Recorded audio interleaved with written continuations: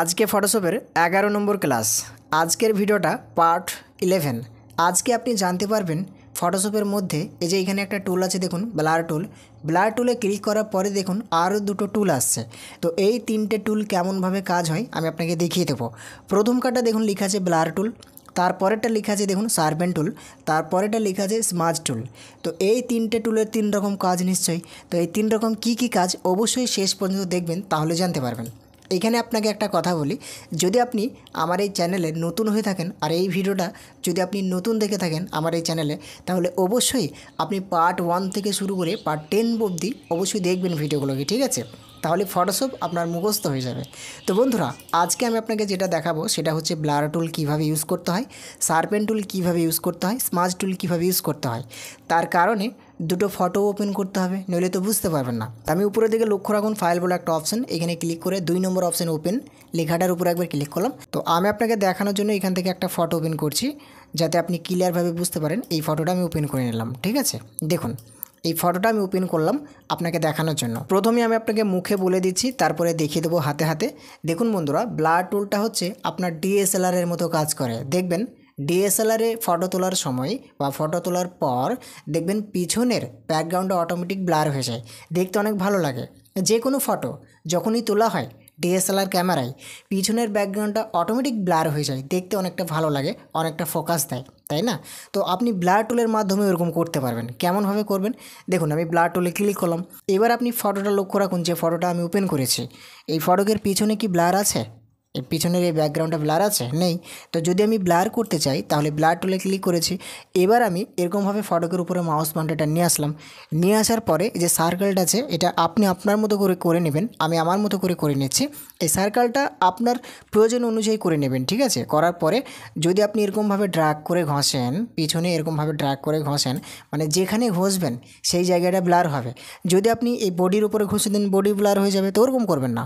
আপনি যতটুকু ব্লার করবেন ততটুকু সেই জায়গার উপরে ঘষবেন। দেখুন আমি এগুলো ব্লার করব, যার কারণে এইগুলোতে এইভাবে ঘষে দিচ্ছি, অটোমেটিকভাবে ব্লার হয়ে যাচ্ছে। দেখুন ব্লার হচ্ছে, তো বুঝতে পারছেন তো? দেখুন ডিএসএলআরের ক্যামেরা তুললে যেরকম হয় সেরকম লাগছে মোটামুটি, তাই না?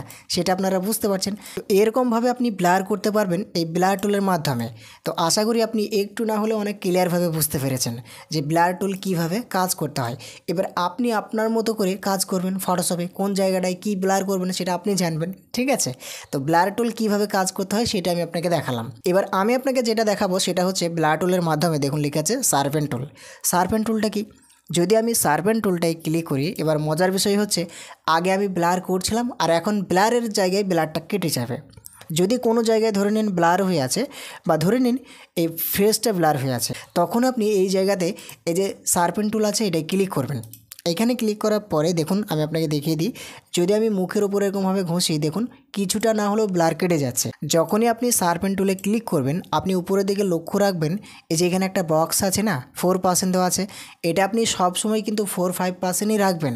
এটা কিন্তু সবসময় 10%-এর নিচে কাজ হয়, মানে আপনি 100% করবেন না, তাহলে আপনার খারাপ হয়ে যাবে। যদি আমি 100% করি, আমি আপনাকে দেখাই, আমি এখানে 100% করলাম, দেখুন এই ঘরটায় দিয়ে যদি এবার মুখের উপরে আমি যদি এই সার্কেলটা বোলাই দেখুন কেমন হয়ে যাবে, দেখতে এতই খারাপ হয়ে যাবে। আমি আপনাকে দেখাই, দেখুন ফটোটা ব্লার কাটছে তো কাটছে, ফটোটা পুরো জ্বলে যাচ্ছে, নোংরা হয়ে যাচ্ছে, মানে খারাপ হয়ে যাচ্ছে। তো আপনি এইখানে 100% রেখে করবেন না, যেন এখানে আপনি 3% অথবা 4% রাখবেন, তাহলে দেখবেন ব্লার কেটে যাবে। তো আশা করি আপনি বুঝতে পেরেছেন এই দুটো টুলের ব্যাপারে, যে কিভাবে ব্লার করতে হয় আর কিভাবে ব্লার কাটতে হয়। এবার আমি আপনাকে দেখাবো একবারে শেষেরটা, দেখুন স্মাজ টুল। স্মাজ টুলটা কি? যদি আপনি স্মাজ টুলে ক্লিক করেন, আমি আপনাকে দেখাই, স্মাজ টুলে আমি ক্লিক করলাম। এইখানে ক্লিক করার পরে বন্ধু দেখুন এইভাবে আর একটা সার্কেল চলে আসলো। তারপরেও আপনি উপরের দিকে লক্ষ্য রাখুন প্রপার্টি বারে, এখানেও কিন্তু আপনি 4% রাখবেন, এখানেও 100% রাখবেন না। যদি আমি 100% রাখি, আমি সব রকমভাবে আপনাকে দেখিয়ে দিচ্ছি। যদি আমি এখানে 100% রেখে মুখের উপরে যদি এরকমভাবে ঘষি, দেখুন কি হয়ে যাচ্ছে, ফটোটা দেখতে অনেকটা খারাপ লাগছে। তো এটা আপনি কি কাজে ইউজ করবেন? আপনি কোনো ফটোকে যখন মজা করবেন তখন আপনি ইউজ করতে পারেন, মানে একটা ফটোকে আপনি সেটাকে এডিট করতে করতে একটু মজা করে দিচ্ছেন, আপনি তখন ইউজ করতে পারেন। আর যদি আপনি কাজের জন্য ইউজ করেন তাহলে আমি আপনাকে বলবো এটা এই ফটোটাকে এইচডি করে দেবে, ঠিক আছে? মানে মুখটা যেখানে আপনি ঘষবেন সেই জায়গাটা অনেকটা ক্লিয়ার করে দেবে, অনেকটা এইচডি করে দেবে, এইচডি টাইপের। মানে দেখতে মায়াবী মায়াবী লাগবে আর কি, হালকা বিউটি বিউটি লাগবে। আমি ব্লার টুলে ক্লিক করে ব্লার টুলের মধ্যে একবারে শেষে দেখুন স্মার্ট টুলে এটাই ক্লিক করলাম, দিয়ে আমি উপরের দিকে লক্ষ্য রাখুন এই যে স্ট্রেঞ্জ আছে, এখানে আমি কত করলাম 4% রাখলাম। দিয়ে আমি যদি মুখের উপরে এই ফটোটাকে একটু জুম করি, যদিও ফটোটা নর্মালি ফটো, তারপরে আমি আপনাকে বুঝিয়ে দিচ্ছি। দেখুন এটা জুম করে নিলাম। জুম কীভাবে করতে হয় জানেন তো? কন্ট্রোল সুইচটা প্রেস করে যদি আপনি অল্ট বাটনটা প্রেস করে মাউসের বাঁ দিকের সুইচ প্রেস করেন, এটা কিন্তু জুম হবে। জুম হওয়ার অনেক পদ্ধতি আছে, আমি আপনাকে দেখাবো। যদি এবার আমি স্মার্ট টুলটায় ক্লিক করে এখানে 4% রেখে মুখের উপরে যদি হালকা ঘষে দিই, দেখুন হালকা হালকা একবার করে ক্লিক করবেন, তাহলে দেখবেন ফটোটা অনেকটা মায়াবী মায়াবী লাগবে, অনেকটা এইচডি টাইপের লাগবে। তাহলে আপনি বুঝতে পারলেন ব্লার টুল কীভাবে কাজ করতে হয়, শার্পেন টুল কীভাবে কাজ করতে হয়, আর স্মার্ট টুল দিয়ে কীভাবে কাজ করতে হয়। তো আজকের ভিডিওটা এতটুকুই ছিল বন্ধুরা। আগামী দিন আবারও নতুন একটা ভিডিও আসছে, অবশ্যই আপনারা ভিডিওটা দেখবেন, চেষ্টা করবেন সঙ্গে থাকার, সাথে থাকার, আর নিয়মিত ভিডিওগুলোকে দেখার। ভালো থাকবেন সবাই। ভিডিওটা এতক্ষণ দেখার জন্য আপনাকে অসংখ্য ধন্যবাদ।